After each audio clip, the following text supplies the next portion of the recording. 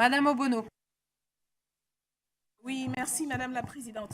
Sur deux points, dans les éléments de réponse, il y a un constat qui est fait par tout le monde, effectivement, sur...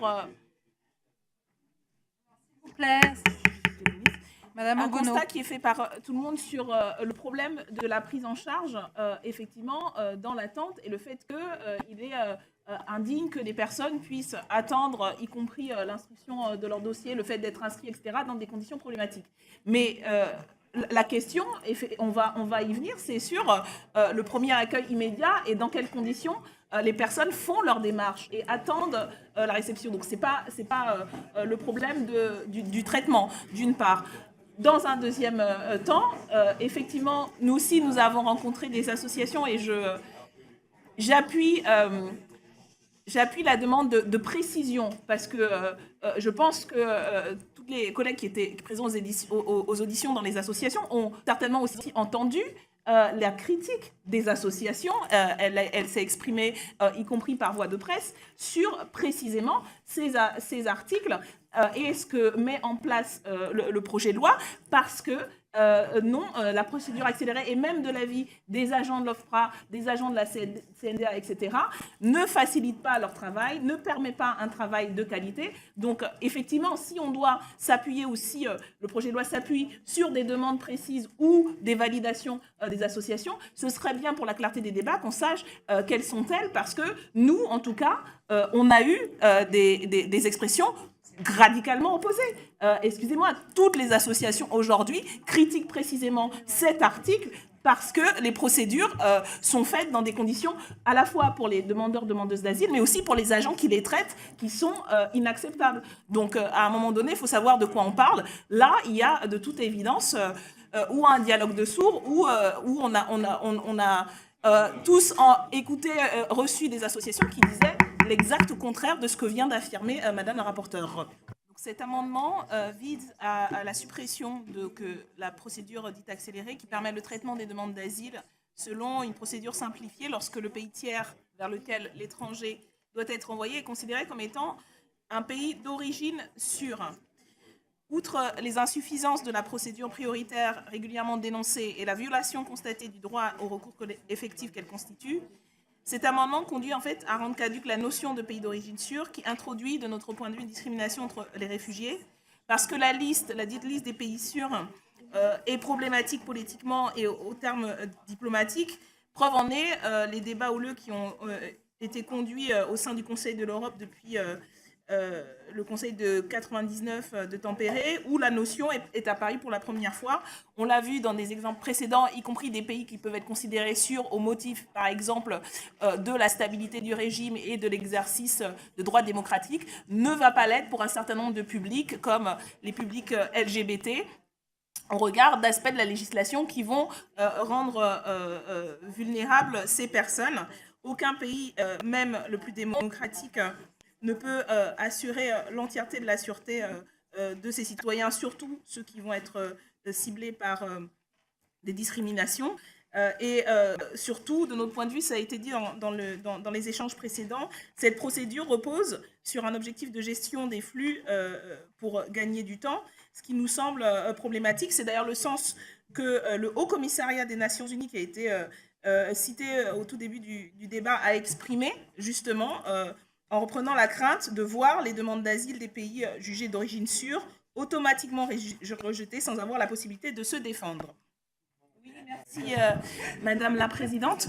Non mais je reviens parce qu'on a beaucoup entendu, on va beaucoup entendre à nouveau la volonté de la majorité de faire l'équilibre. Mais si les mots ont un sens, il faut aller jusqu'au bout. La question de l'équilibre, mais on ne fait pas un équilibre comme ça en l'air, on fait un équilibre entre deux points, deux parties. La question où se situe le centre de gravité. Alors effectivement, si on considère que le centre de gravité, c'est celui créé par messieurs Ciotti et Di Filippo, bah, c'est sûr que on va avoir un certain équilibre. Si on considère par contre que le centre de gravité, c'est celui que nous sommes quelques-uns à défendre, qui est une dynamique d'étendre, de garantir, de renforcer les droits de la défense, de renforcer les protections, etc., effectivement, l'équilibre, il ne sera pas trouvé au même endroit. Donc, allons jusqu'au bout de cette logique. Oui, l'équilibre, tout le monde veut un texte équilibré, mais où est le centre de gravité de votre équilibre? Et fondamentalement, y compris la réponse de Madame la rapporteuse est inconséquente, parce qu'en fait, quand par exemple, nous demandons un équilibre qui a été trouvé par la jurisprudence en droit commun, 2 mois, pourquoi ne conviendrait-il pas pour le droit des étrangers et des étrangères? Voilà. Là, il y a un équilibre qui a été trouvé par l'expérience des juridictions les unes après les autres. Donc, quelle est la justification pour ne pas choisir cet équilibre-là? Donc, on voit bien qu'au bout d'un moment, on a l'impression qu'on choisit un peu des chiffres comme ça, au hasard, au doigt mouillé. Ça a l'air de tomber rond, mais ça fait complètement fi de ce qu'on dit et ce qu'on raconte. Et raconte pas simplement la France Insoumise, cette bande de gauchistes, mais toutes les associations islamo-gauchistes.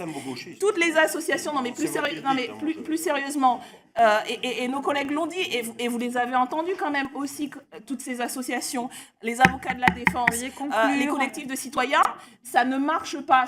L'équilibre que vous donnez rend les choses encore plus difficiles. Vous voulez l'efficacité, mais en fait, ça va être au prix d'une plus grande inefficacité et surtout de souffrance Madame Obono, Monsieur politique Rebrotte. et humaine réelle. Donc c'est un amendement qui vous propose de supprimer l'opposabilité, de supprimer les alinéas 6 à 8 pour garantir un droit procédural qui nous semble fondamental. Ces alinéas, en fait, obligent la personne qui fait une demande de choisir dès l'enregistrement de sa demande la langue, le choix d'une langue durant l'examen sur toute la période. Si on ne part pas du principe que de toute façon il y a une volonté dilatoire, comme l'a dit notre collègue, pour certains, mais bon, du coup la suspicion est un peu généralisée.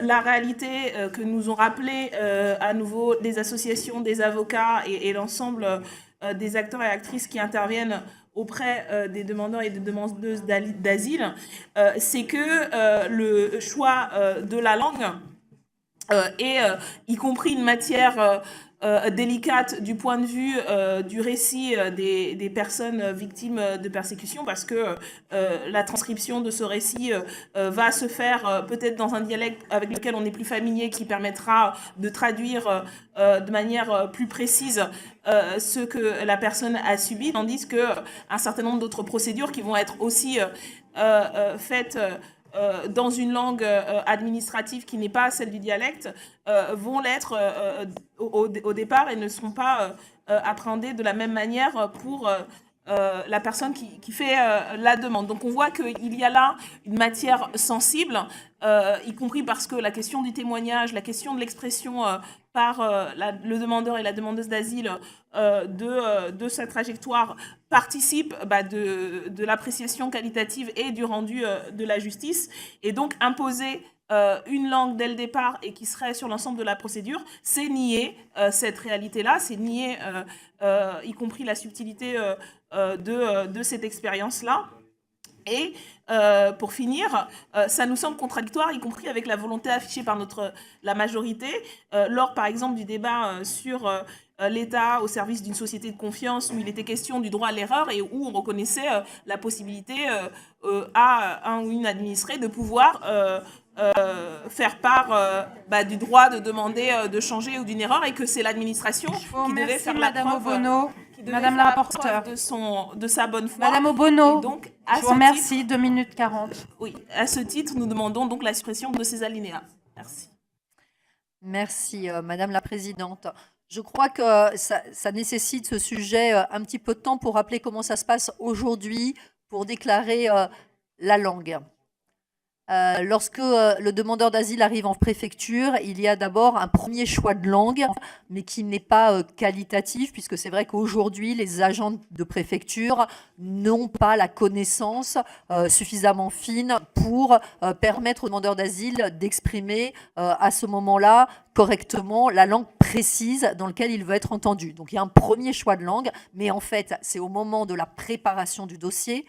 donc dans les 3 semaines que le demandeur d'asile a pour préparer son dossier, qu'il va, de manière beaucoup plus fine, choisir sa langue. Mais même celle qui est indiquée dans le dossier, ensuite c'est l'agent de l'OFPRA qui va regarder par rapport au village d'où la personne vient, par rapport à l'ethnie à laquelle la personne appartient, etc., si cette langue-là qui a été indiquée dans le dossier est vraiment celle dans laquelle il peut être entendu. Sachant, je ne le répéterai jamais assez, que le professionnalisme des agents de l'OFPRA nous conduit à tous accepter que personne n'a intérêt à l'OFPRA à ce qu'il y ait des erreurs dans le choix de cette langue, puisque l'intérêt, c'est de pouvoir entendre les demandeurs d'asile. Donc, ce qui est proposé aujourd'hui, c'est de gagner ce temps en matière de procédure, de lancement de procédure d'interprétariat. C'est 3 semaines. C'est-à-dire qu'en effet, aujourd'hui, on ne lance la procédure d'interprétariat que lorsque le dossier est arrivé à l'OFPRA. Si cette compétence qu'a l'OFPRA pour choisir la langue quand il reçoit le dossier, cette connaissance, en effet, par rapport au village d'appartenance, par rapport à l'ethnie d'appartenance, est transférée aux agents des préfectures. Et c'est bien là l'enjeu.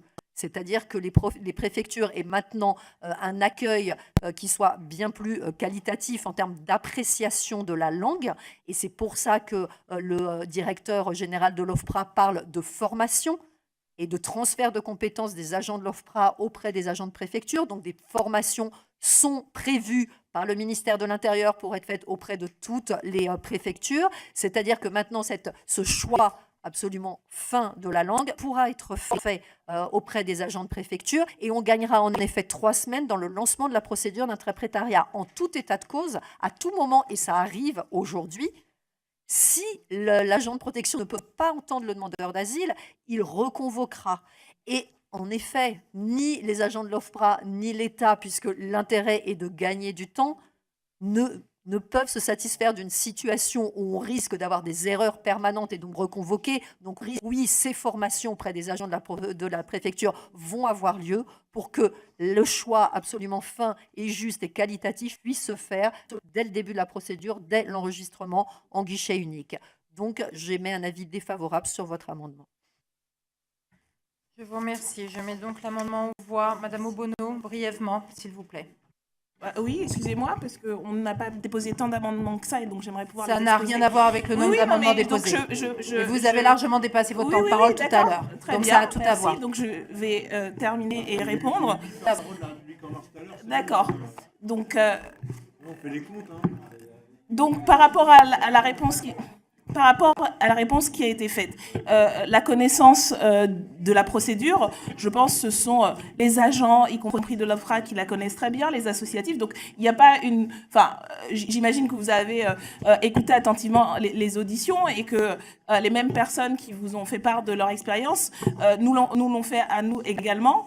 Et qu'il ne s'agit pas de remettre en cause le professionnalisme, et ça, vous le répétez, mais je pense que c'est clair pour tout le monde, comme il n'était jamais question de remettre en cause le professionnalisme de la fonction publique quand la loi sur le droit à l'erreur a été votée. Donc, c'est pas ça le débat. Ce que disent et ce qu'on dit et ce que objecte la majorité des acteurs, c'est que le fait de garder tout au long de la procédure une langue, et même si on forme en express pour faire vite, parce qu'il y a quand même cet argument de la vitesse, et je ne crois pas que des formations express permettent de donner les moyens aux agents de faire ce travail qualitatif, ça bloque la capacité à traduire qualitativement. Et des fois, il ne faut pas avoir objectif de gagner absolument du temps, mais de prendre le temps qu'il faut pour faire un véritable travail et donner les moyens aux agents de faire un véritable travail. Ça qui est objecté, y compris par les premiers concernés qui sont face à ces difficultés. Oui, c'était pour rassurer peut-être Madame la rapporteuse, parce que nous avons bien lu le texte, comme le Conseil d'État l'a fait, comme les associations l'ont fait, comme les avocats l'ont fait. Donc ce n'est pas un problème de mauvaise compréhension. Vous parliez au tout début de la satisfaction du Haut Commissariat aux réfugiés. Le Haut Commissariat aux réfugiés pointe parmi sa critique sévère de la loi cette mesure. C'est la mesure sur laquelle toutes les personnes qu'on a auditionnées revenaient et critiquaient, parce que de leur expérience concrète dans le traitement des dossiers, dans le suivi de la procédure. Cela ne va pas aider, puisque c'est quand même ça l'objectif, on parle beaucoup d'efficacité, de vitesse, etc., mais c'est au service d'un objectif primordial et principal qui est la protection des personnes et d'assurer leurs droits. Cela ne va pas aider cet objectif prioritaire. Et donc, là, encore une fois, on dit qu'on écoute, mais on n'entend pas l'argumentation et surtout, on n'entend pas dans la réponse le fondement du refus de ces amendements, malheureusement.